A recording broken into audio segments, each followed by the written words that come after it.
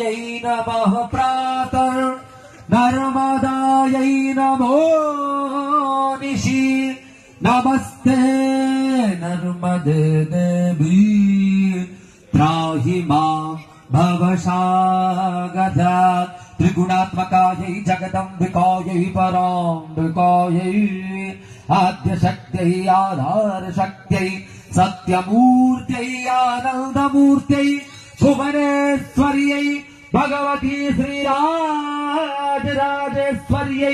श्रीमा नर्मदा देव्यै नमः श्रीमा नर्मदा तीर्थदेव्यै नमः श्रीमा नर्मदा तीर्थक्षेत्रदेव्यै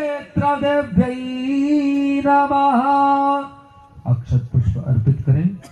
जल गंध अक्षत पुष्प धूप दीप नैवेद्य आदि से माँ का पूजन करेंगे।